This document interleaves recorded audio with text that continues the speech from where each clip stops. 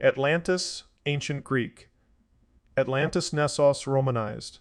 Atlantis Nessos, Island of Atlas, is a fictional island mentioned in Plato's works Timaeus and Critias as part of an allegory on the hubris of nations.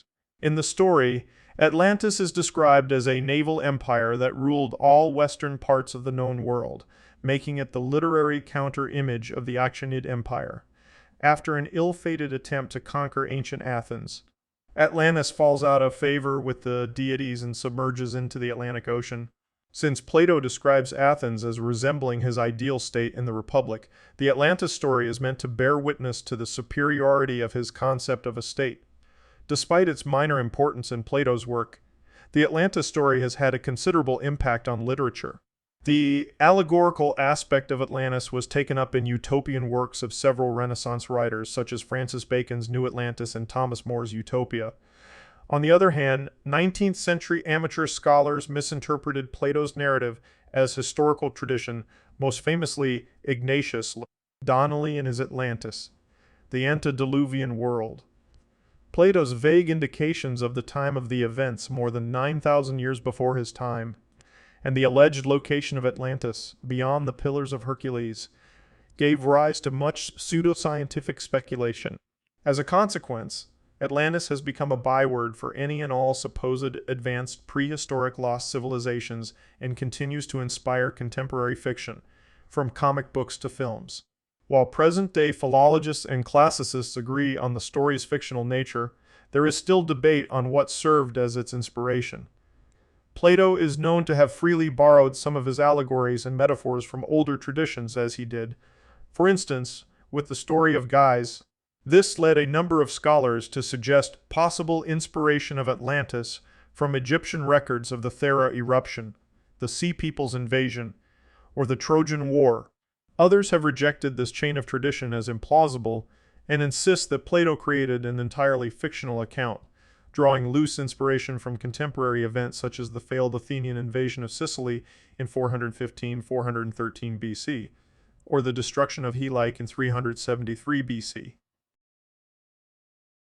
The only primary sources for Atlantis are Plato's dialogues Timaeus and Critias. All other mentions of the island are based on them. The dialogues claim to quote Solon, who visited Egypt between 590 and 580 BC. They state that he translated Egyptian records of Atlantis.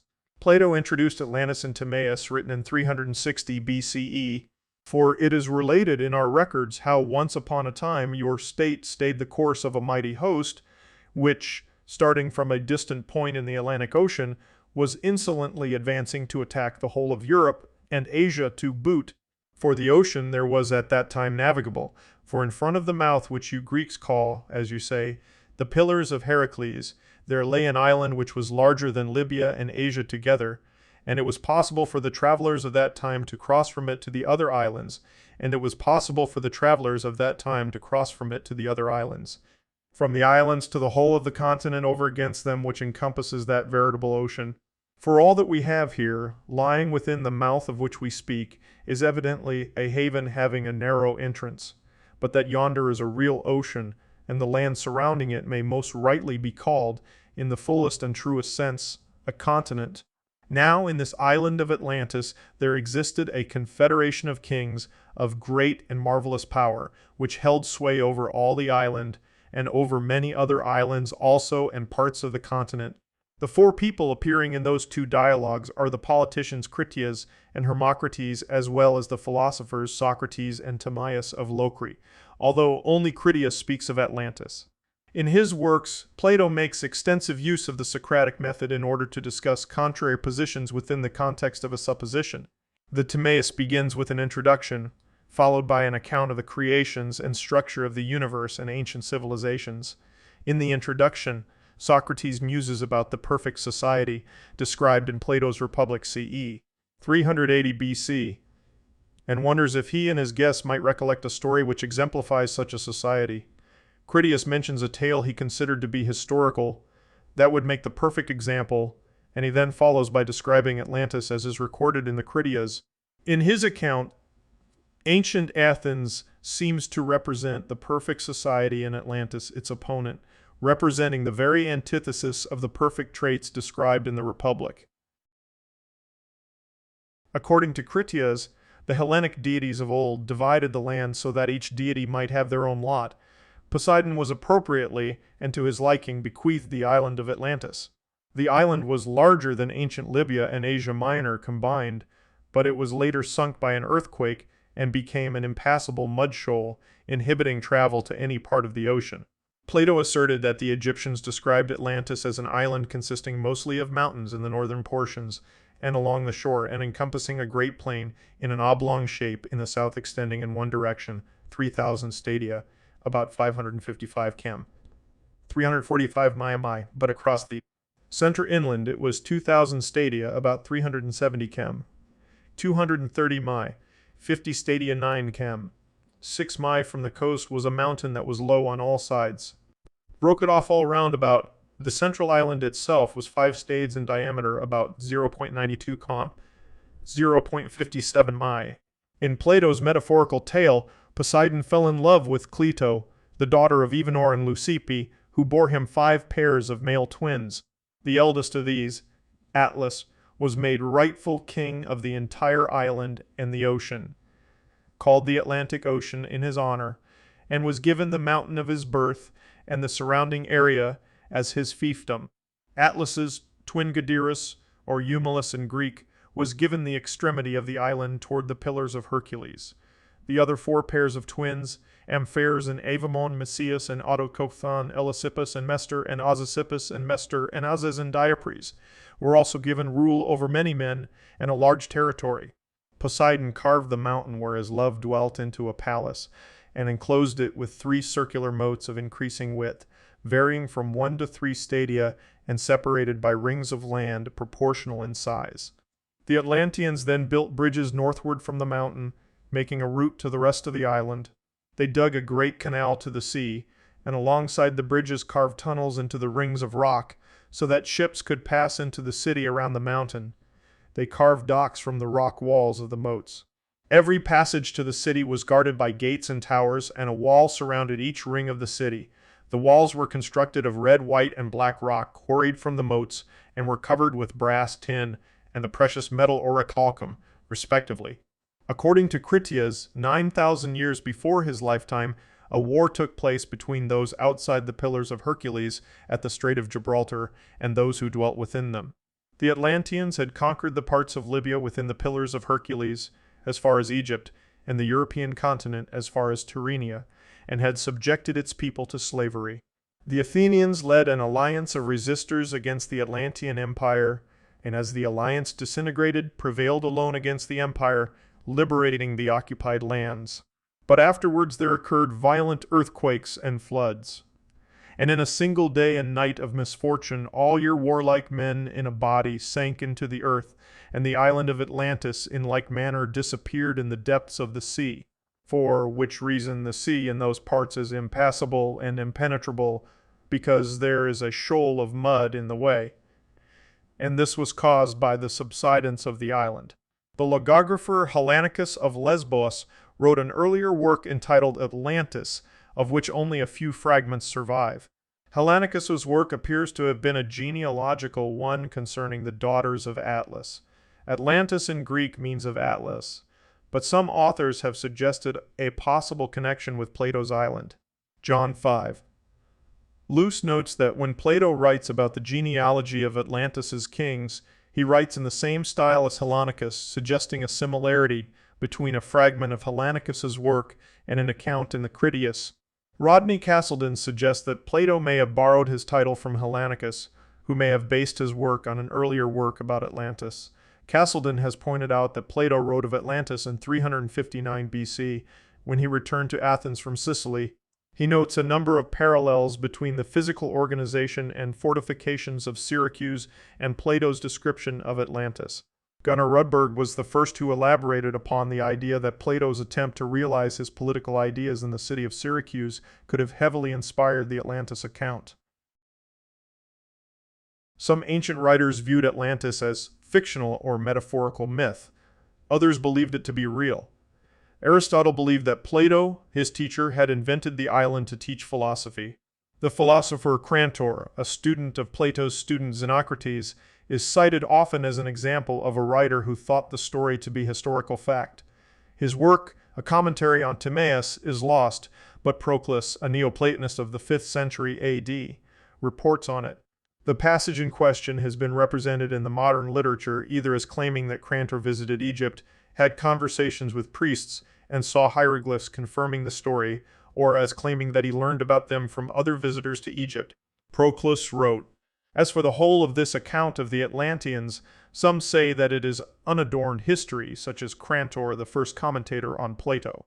Crantor also says that Plato's contemporaries used to criticize him jokingly for not being the inventor of his republic but copying the institutions of the Egyptians. Plato took these critics seriously enough to assign to the Egyptians this story about the Athenians and Atlanteans, so as to make them say that the Athenians really once lived according to that system. The next sentence is often translated, Crantor adds, that this is testified by the prophets of the Egyptians, who assert that these particulars which are narrated by Plato are written on pillars which are still preserved. But in the original, the sentence starts not with the name Crantor, but with the ambiguous he. Whether this referred to Crantor or to Plato is the subject of considerable debate. Proponents of both Atlantis as a metaphorical myth and Atlantis as history have argued that the pronoun refers to Crantor. Alan Cameron argues that the pronoun should be interpreted as referring to Plato, and that when Proclus writes that we must bear in mind concerning this whole feat of the Athenians, that it is neither a mere myth nor unadorned history, although some take it as history and others as myth, he is treating Crantor's view as mere personal opinion, nothing more.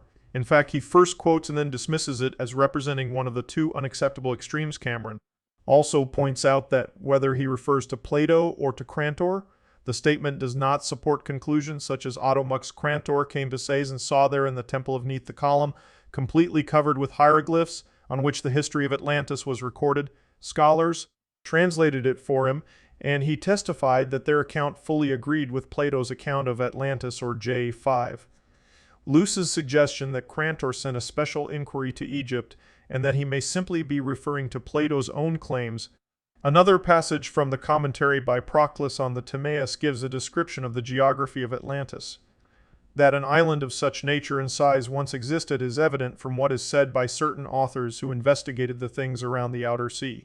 For according to them, there were 7 islands in that sea in their time, sacred to Persephone, and also 3 others of enormous size, one of which was sacred to Hades, another to Ammon, and another one between them to Poseidon, the extent of which was 1,000 stadia 200 chem, and the extent of which was 1,000 stadia 200 chem.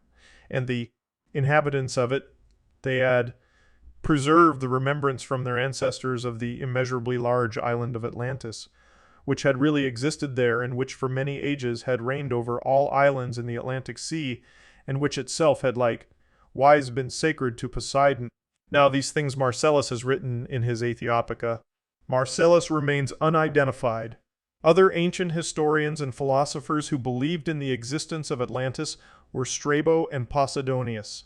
Some have theorized that before the 6th century BC, the Pillars of Hercules may have applied to mountains on either side of the Gulf of Laconia, and also may have been part of the pillar cult of the Aegean.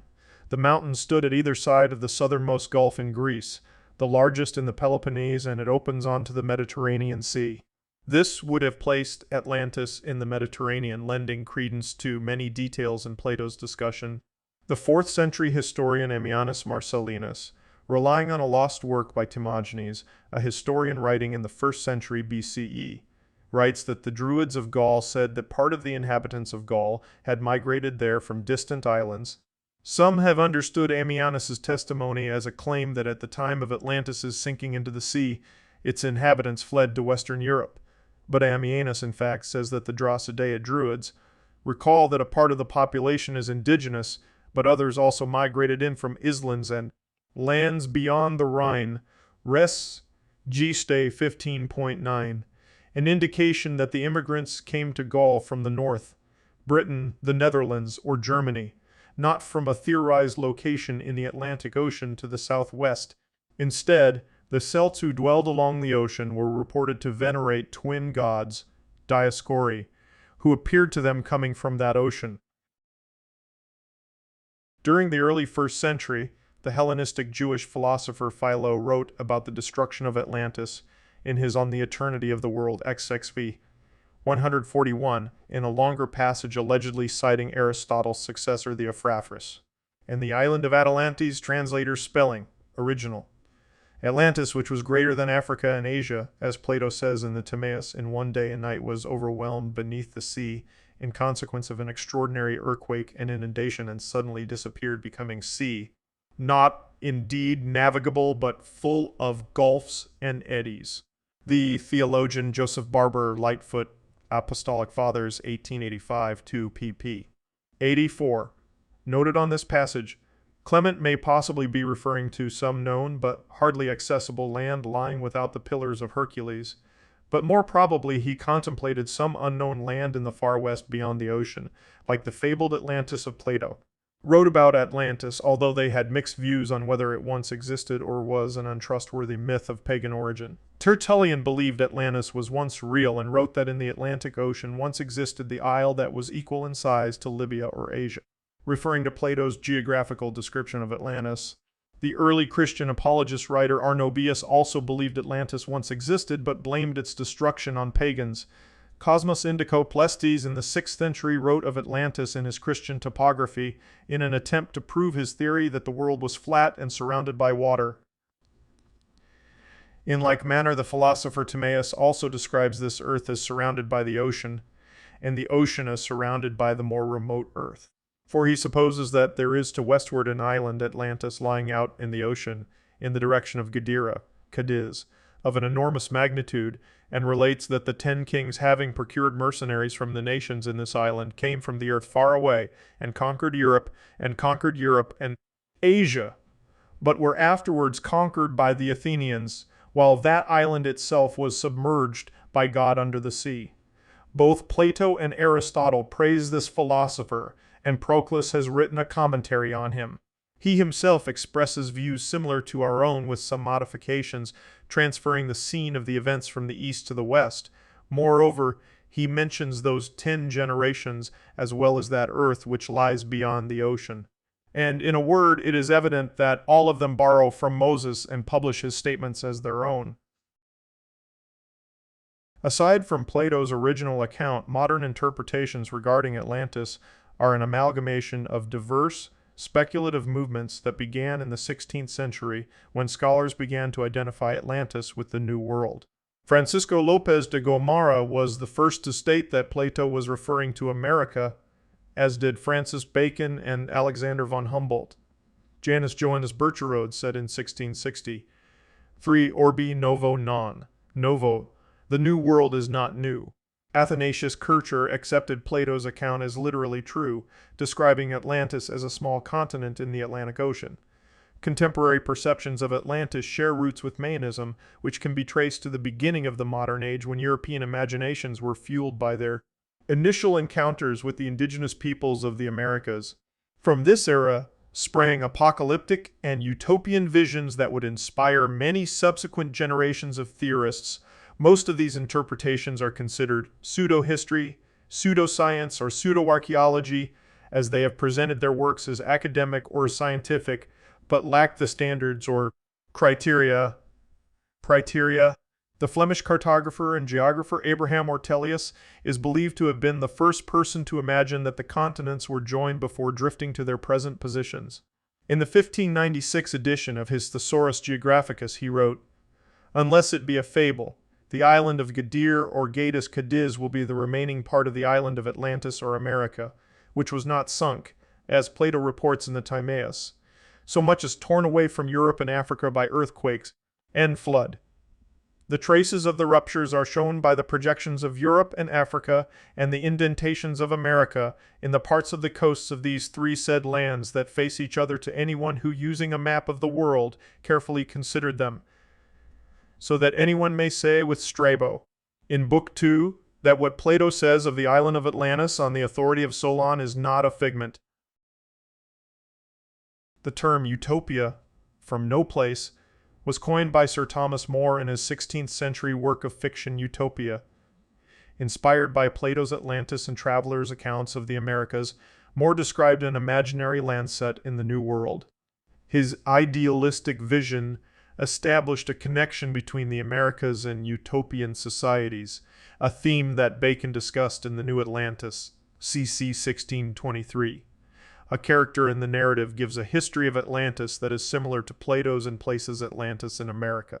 People had begun believing that the Mayan and Aztec ruins could possibly be the remnants of Atlantis.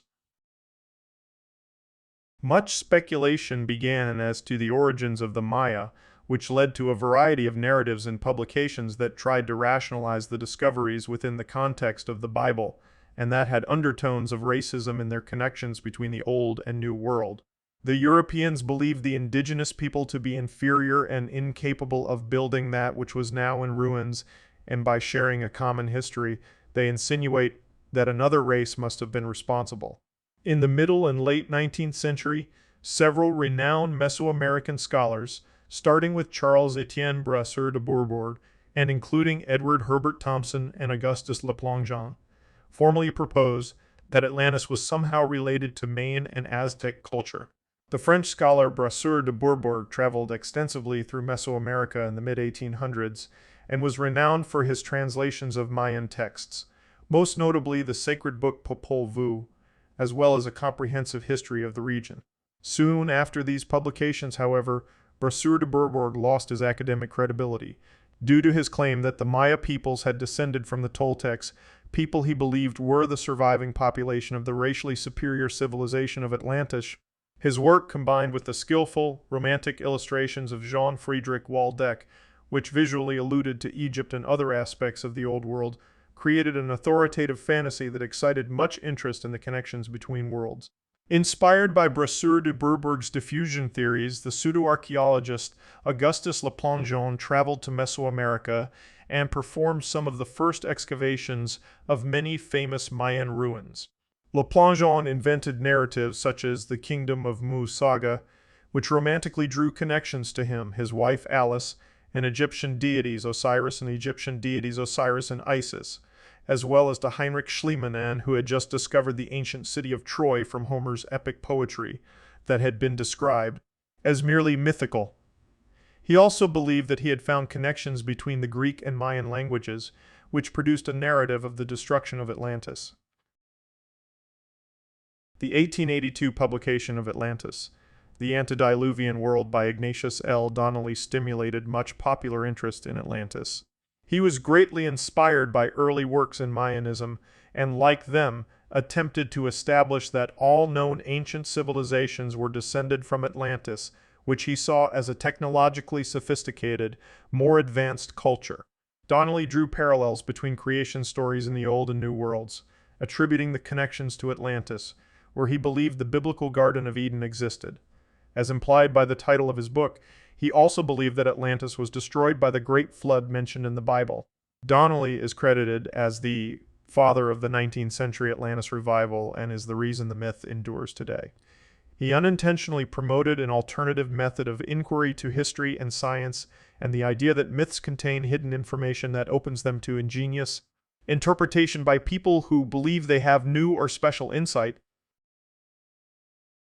Helena Petrovna Blavatsky, the founder of the Theosophists, took up Donnelly's interpretations when she wrote The Secret Doctrine, 1888, which she claimed was originally dictated in Atlantis. She maintained that the Atlanteans were cultural heroes, contrary to Plato, who describes them mainly as a military threat. She believed in a form of racial evolution, as opposed to primate evolution. In her process of evolution, the Atlanteans were the fourth root race, which were succeeded by the fifth, the Aryan race, which she identified with the modern human race. In her book, Blavatsky reported that the civilization of Atlantis reached its peak between 1 million and 900,000 years ago, but destroyed itself through internal warfare brought about by the dangerous use of psychic and supernatural powers of the inhabitants. Rudolf Steiner, the founder of anthroposophy and Waldorf schools, along with other well-known theosophists such as Annie Besant, also wrote of cultural evolution in much the same vein. Other occultists followed the same lead, at least to the point of tracing the lineage of occult practices back to Atlantis. Among the most famous is Dion Fortune in her esoteric orders and their work. Drawing on the ideas of Rudolf Steiner and Hans Horbiger, Egon Friedel started his book Kulturgeschichte des Altertums and thus his historical analysis of antiquity with the ancient culture of Atlantis. The book was published in 1940. Blavatsky was also inspired by the work of the 18th century astronomer Jean Sylvain Bailly, who had orientalized the Atlantis myth in his mythical continent of Hyperborea, a reference to Greek myths featuring a northern European region of the same name, home to a giant godlike race. Dan Edelstein claims that her reshaping of this theory in The Secret Doctrine provided the Nazis with a mythological precedent and a pretext for their ideological platform and their subsequent genocide. However, Blavatsky's writings mention that the Atlantean were in fact olive-skinned peoples with Mongoloid traits who were the ancestors of modern Native Americans, Mongolians, and Malayans. The idea that the Atlanteans were Hyperborean Nordic supermen who originated in the northern Atlantic or even in the far north was popular in the German Ariosophic movement around 1900, propagated by Guido von List and others. It gave its name to the Thule Gesellschaft, an anti-Semite Munich lodge, which preceded the German Nazi Party, see Thule. The scholars Karl Georg Zschietzsch, 1920, and Hermann Wirth, 1928, were the first to speak of a Nordic, Atlantean or Aryan, Nordic master race that spread from Atlantis over the northern hemisphere and beyond. The Hyperboreans were contrasted with the Jewish people. Party ideologist Alfred Rosenberg, in The Myth of the 20th Century, 1930, and SS Ader Heinrich Himmler made it part of the official doctrine. The idea was followed up by the adherents of esoteric Nazism such as Julius Evola, 1934, and, more recently, Miguel Sereno, 1978. The idea of Atlantis as the homeland of the Caucasian race would contradict the beliefs of older esoteric and theosophic groups, which taught that the Atlanteans were non-Caucasian brown-skinned peoples. Modern esoteric groups, including the Theosophic Society, do not consider Atlantean society to have been superior or utopian. They rather consider it a lower stage of evolution. The clairvoyant Edgar Cayce spoke frequently of Atlantis. During his life readings, he claimed that many of his subjects were reincarnations of people who had lived there. By tapping into their collective consciousness, the Akashic records, a term borrowed from Theosophy. Cayce declared that he was able to give detailed descriptions of the lost continent. He also asserted that Atlantis would rise again in the 1960s, sparking much popularity of the myth in that decade, and that there is a hall of records beneath the Egyptian Sphinx, which holds the historical texts of Atlantis. As continental drift became widely accepted during the 1960s, and the increased understanding of plate tectonics demonstrated the impossibility of a lost continent in the geologically recent past, most lost continent theories of Atlantis began to wane in popularity. Plato scholar Julia Annis, Regents Professor of Philosophy at the University of Arizona, had this to say on the matter.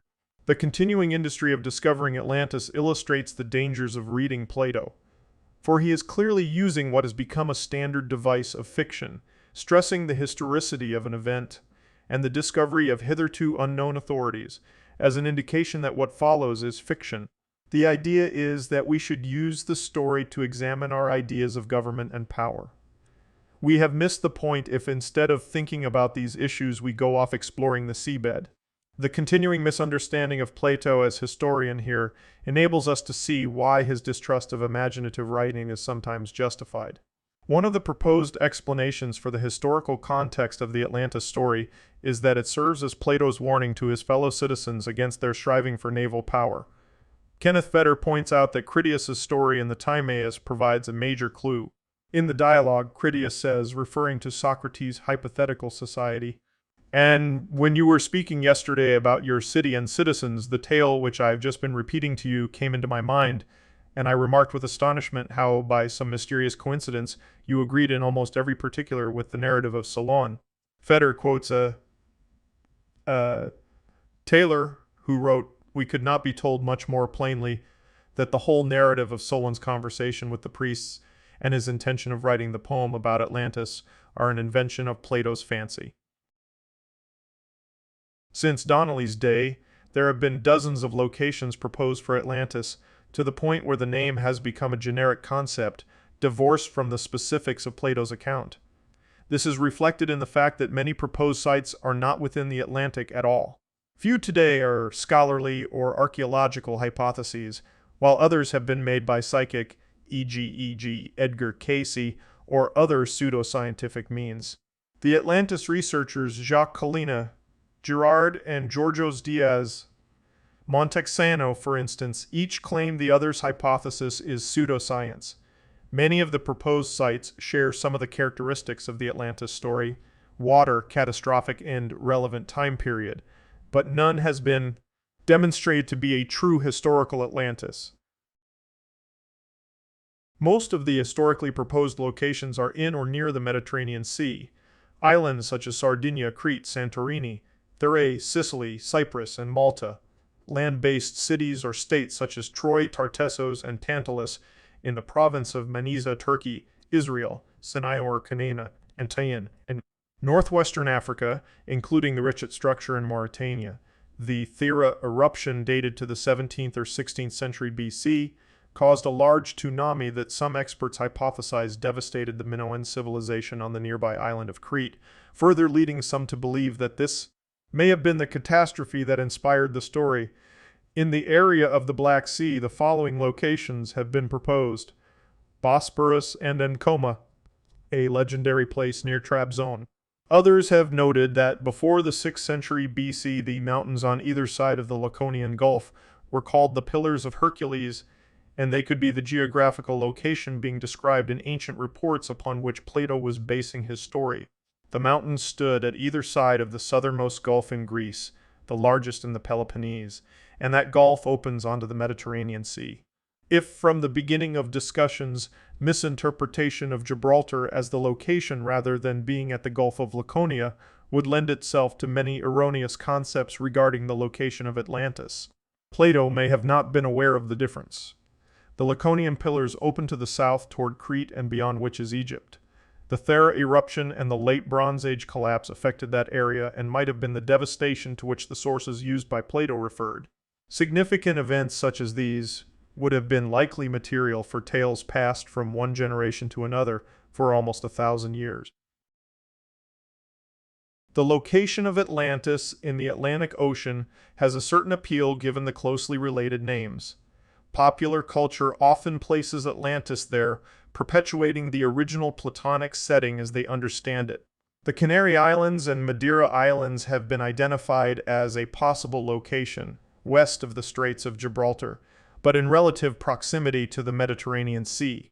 Detailed studies of their geomorphology and geology have demonstrated, however, that they have been steadily uplifted without any significant periods of subsidence over the last 4 million years by geologic processes such as erosional unloading, gravitational unloading, lithospheric flexure, induced by adjacent islands, and volcanic underplating. Various islands or island groups in the Atlantic were also identified as possible locations, notably the Azores. Similarly, cores of sediment covering the ocean bottom surrounding the Azores and other evidence demonstrate that it has been an undersea plateau for millions of years. The area is known for its volcanism, however, which is associated with rifting along the Azores Triple Junction. The spread of the crust along the existing faults and fractures has produced many volcanic and seismic events. The area is supported by a buoyant upwelling in the deeper mantle, which some associate with an Azores hotspot. Most of the volcanic activity has occurred primarily along the Terceira Rift. From the beginning of the island's settlement, around the 15th century, there have been about 30 volcanic eruptions, terrestrial and submarine, as well as numerous powerful earthquakes. The island of São Miguel in the Azores is the site of the Seta Cides volcano and caldera, which are the byproducts of historical volcanic activity in the Azores. The submerged island of Spartel near the Strait of Gibraltar has also been suggested. Several hypotheses place the sunken island in northern Europe, including Doggerland in the North Sea, and Sweden by Olaf Rudbeck and Atlan, 1672-1702. Doggerland, as well as Vikingbergen Island as well as Viking Island, is thought to have been flooded by a mega tsunami following the Storgeg slide of sea. 6100 BC. Some have proposed the Celtic Shelf as a possible location and that there is a link to Ireland. In 2004, Swedish physiographist Ulf Erlingsson proposed that the legend of Atlantis was based on Stone Age Ireland. He later stated that he does not believe that Atlantis ever existed, but maintained that his hypothesis that its description matches Ireland's geography has a 99.80 probability. The director of the National Museum of Ireland commented that there was no archaeology supporting this. In 2011, a team working on a documentary for the National Geographic Channel led by Professor Richard Freund from the University of Hartford claimed to have found possible evidence of Atlantis in southwestern Andalusia.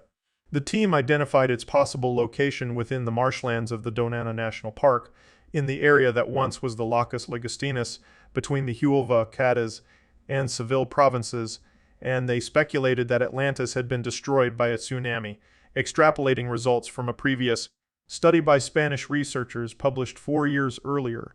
Spanish scientists have dismissed Freund's speculations, claiming that he sensationalized their work.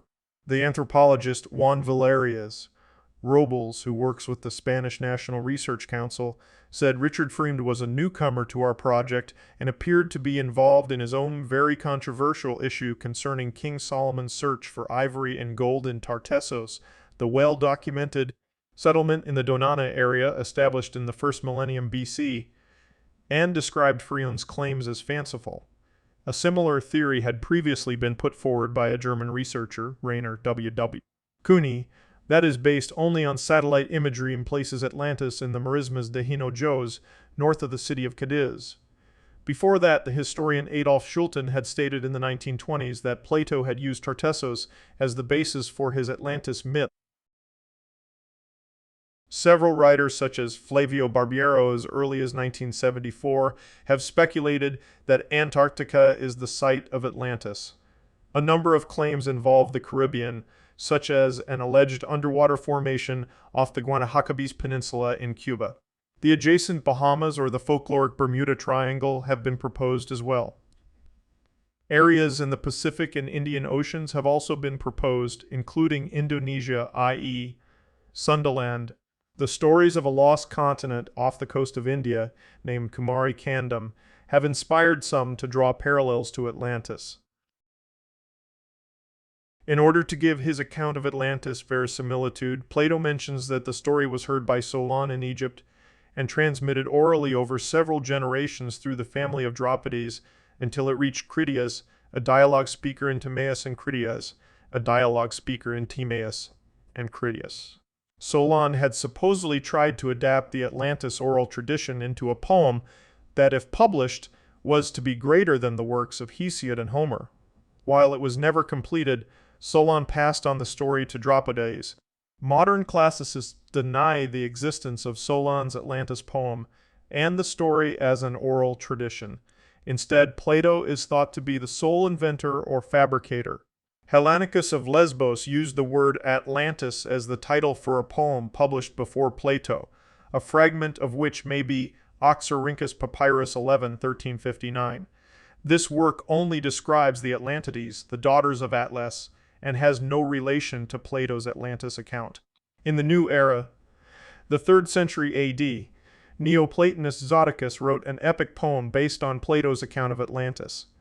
Plato's work may already have inspired parodic imitation, however. Writing only a few decades after the Timaeus and Critias, the historian Theopompus of Chios wrote of a land beyond the ocean known as Meropis. This description was included in Book 8 of his Philippica, which contains a dialogue between Silenus and King Midas. Silenus describes the Meropids, a race of men who grow to twice normal size and inhabit 2 cities on the island of Meropis, Eusebes, pious town, and Machimos, fighting town. He also reports that an army of 10 million soldiers crossed the ocean to conquer Hyperborea, but abandoned this proposal when they realized that the Hyperboreans were the luckiest people on Earth. Heinz. Gunther Nesselrath has argued that these and other details of Silenus' story are meant as imitation and exaggeration of the Atlantis story by parody for the purpose of exposing Plato's ideas to ridicule. The creation of utopian and dystopian fictions was renewed after the Renaissance, most notably in Francis Bacon's New Atlantis, 1627, the description of an ideal society that he located off the western coast of America. Thomas Herrick, 1649, 1694, followed him with the New Atlantis, 1687, a satirical poem in 3 parts. His new continent of uncertain location, perhaps even a floating island either in the sea or the sky, serves as background for his exposure of what he described in a second edition as a true character of popery and Jesuitism. The title of the New Atlantis by Delarvier Manley, 1709, distinguished from the 2 others by the single letter, is an equally dystopian work, but set this time on a fictional Mediterranean island. In it, sexual violence and exploitation is made a metaphor for the hypocritical behavior of politicians in their dealings with the general public. In Manley's case, the target of satire was the Whig Party, while in David McLean Perry's The Scarlet Empire, 1906, it is socialism as practiced in foundered Atlantis. It was followed in Russia by Velimir Klebnikov's poem The Fall of Atlantis, Jebel Atlantidi, 1912, which is set in a future rationalist dystopia that has discovered the secret of immortality and is so dedicated to progress that it has lost touch with the past. When the high priest of this ideology is tempted by a slave girl into an act of irrationality, he murders her and precipitates a second flood, above which her severed head floats vengefully among the stars. A slightly later work, The Ancient of Atlantis, Boston, 1915, by Albert Armstrong Manship, expounds the Atlantean wisdom that is to redeem the earth. Its 3 parts consist of a verse narrative of the life and training of an Atlantean wise one, followed by his utopian moral teachings, and then a psychic drama set in modern times in which a reincarnated child embodying the lost wisdom is reborn on Earth. In Hispanic eyes, Atlantis had a more intimate interpretation. The land had been a colonial power which, although it had brought civilization to ancient Europe, had also enslaved its peoples. Its tyrannical fall from grace had contributed to the fate that had overtaken it, but now its disappearance had unbalanced the world. This was the point of view of Jacinthe Verdaguer's vast mythological epic El Atlantida, 1877. After the sinking of the former continent, Hercules travels east across the Atlantic to found the city of Barcelona and then departs westward again to the Hesperides. The story is told by a hermit to a shipwrecked mariner who is inspired to follow in his tracks and so call the new world into existence to redress the balance of the old. This mariner, of course, was Christopher Columbus. Verdaguer's poem was written in Catalan, but was widely translated in both Europe and Hispano-America. One response was the similarly entitled Argentinian Atlantida of Olegario Victor Andrade, 1881, which sees in enchanted Atlantis that Plato foresaw a golden promise to the fruitful race of Latins. The bad example of the colonizing world remains, however. José Juan Tablada characterizes its threat in his De Atlantida, 1894, through the beguiling picture of the lost world populated by the underwater creatures of classical myth, among whom is the siren of its final stanza, with there is a similar ambivalence in Janus Deiros' 6, stanza Atlantis, 1917, where a celebration of the Faroese linguistic revival grants it an ancient pedigree by linking Greek to Norse legend. In the poem, a female figure rising from the sea against a background of classical palaces is recognized as a priestess of Atlantis. The poet recalls that the pharaohs lie there in the North Atlantic Ocean, where before lay the poet, Dreamlands, but also that in Norse belief such a figure only appears to those about to drown. The fact that Atlantis is a lost land has made of it a metaphor for something no longer attainable. For the American poet Edith Willis Lynn Forbes, the lost Atlantis stands for idealization of the past. The present moment can only be treasured once that is realized. Ella Wheeler Wilcox finds the location of the lost land, 1910, in one's carefree youthful past. Similarly, for the Irish poet Evan Boland in Atlantis, A Lost Sonnet, 2007, The idea was defined when the old fable makers searched hard for a word to convey that what is gone forever. For some male poets, too, the idea of Atlantis is constructed from what cannot be obtained. Charles Bewley, in his Newdigate Prize poem, 1910, thinks it grows from dissatisfaction with one's condition. In A Dream of Atlantis. Similarly, for the Australian Gary Catalano in a 1982 prose poem, it is a vision that sank under the weight of its own perfection. W.H. Auden, however, suggests a way out of such frustration through the metaphor of journeying toward Atlantis in his poem of 1941. While traveling, he advises the one setting out, "You will meet with many definitions of the goal in view, only realizing at the end that the way has all the time led inward." A few late 19th century verse narratives complement the genre fiction that was beginning to be written at the same period. Two of them report the disaster that overtook the continent as related by long-lived survivors. In Frederick Tennyson's Atlantis, 1888, an ancient Greek mariner sails west and discovers an inhabited island which is all that remains of the former kingdom. He learns of its end and views the shattered remnant of its former glory, from which a few had escaped to set up the Mediterranean civilizations. In the second, Mona, Queen of Lost Atlantis, an idyllic re-embodiment of long-forgotten history, Los Angeles, CA, 1925, by James Logue Dryden, 1840-1925. The story is told in a series of visions. A seer is taken to Mona's burial chamber in the ruins of Atlantis, where she revives and describes the catastrophe. There follows a survey of the lost civilizations of Hyperborea and Lemuria as well as Atlantis, accompanied by much spiritualist lore. William Walton Hoskins, 1856. 1919, admits to the readers of his Atlantis and other poems, Cleveland O., 1881, that he is only 24. Its melodramatic plot concerns the poisoning of the descendant of God, born kings. The usurping poisoner is poisoned in his turn, following which the continent is swallowed in the waves. Asian gods people the landscape of the lost island, Ottawa, 1889, by Edward Taylor Fletcher, 1816-97. An angel foresees impending catastrophe and that the people will be allowed to escape if their semi-divine rulers will sacrifice themselves. A final example, Edward N.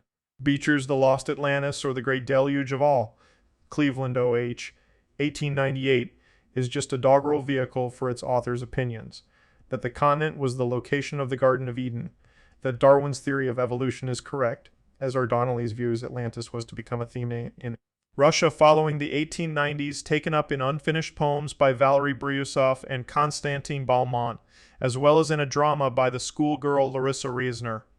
One other long narrative poem was published in New York by George V. Golikvastov. His 250-page The Fall of Atlantis, 1938, records how a high priest, distressed by the prevailing degeneracy of the ruling classes, seeks to create an androgynous being from royal twins as a means to overcome this polarity. When he is unable to control the forces unleashed by his occult ceremony, the continent is destroyed.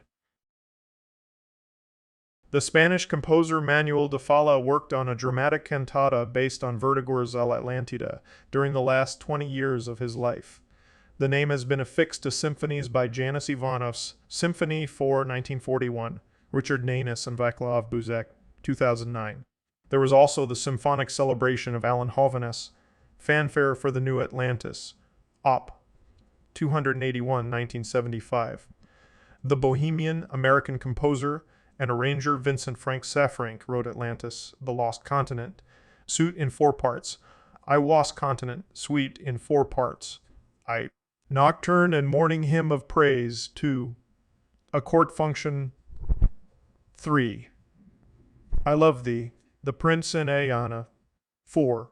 The Destruction of Atlantis for military concert, banned in 1913, the opera Der Kaiser von Atlantis, The Emperor of Atlantis, was written in 1943 by Victor Ullmann with a libretto by Peter Kean, while they were both inmates at the Nazi concentration camp of Theresienstadt. The Nazis did not allow it to be performed, assuming the opera's reference to an Emperor of Atlantis to be a satire on Hitler. Though Ullmann and Kiel were murdered in Auschwitz, the manuscript survived and was performed for the first time in 1975 in Amsterdam. Paintings of the submersion of Atlantis are comparatively rare. In the 17th century, there was François Denôme's The Fall of Atlantis, which shows a tidal wave surging toward a Baroque city frontage. The style of architecture apart, it is not very different from Nicholas Roerich's The Last of Atlantis of 1928. The most dramatic depiction of the catastrophe was Leon Bakst's Ancient Terror, Terror Antiquus, 1908, although it does not name Atlantis directly. It is a mountaintop view of a rocky bay breached by the sea, which is washing inland about the tall structures of an ancient city. A streak of lightning crosses the upper half of the painting, while below it rises the impassive figure of an enigmatic goddess who holds a blue dove between her breasts. Vyacheslav Ivanov identified the subject as Atlantis in a public lecture on the painting given in 1909, the year it was first exhibited, and he has been followed by other commentators in the years since. Sculptures referencing Atlantis have often been stylized single figures. One of the earliest was Einar Johnson's The King of Atlantis, 1919-1922, now in the garden of his museum in Reykjavik. It represents a single figure, clad in a belted skirt and wearing a large triangular helmet, who sits on an ornate throne supported between two young bulls. The walking female, entitled Atlantis, 1946, by Ivan Mestrovic, was from a series inspired by ancient Greek figures with the symbolical meaning of unjustified suffering. In the case of the Brussels fountain feature known as The Man of Atlantis, 2003, by the Belgian sculptor Luc van Soom, the four metri. Tall figure wearing a diving suit steps from a plinth into the spray. It looks light-hearted, but the artist's comment on it makes a serious point.